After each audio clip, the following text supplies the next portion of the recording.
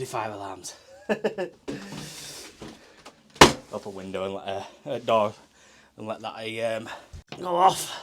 Right, so need to clean that down. Get this cleaned down, and then we can socket that up and a bit of then go straight onto the new valve. Bloody fire alarm!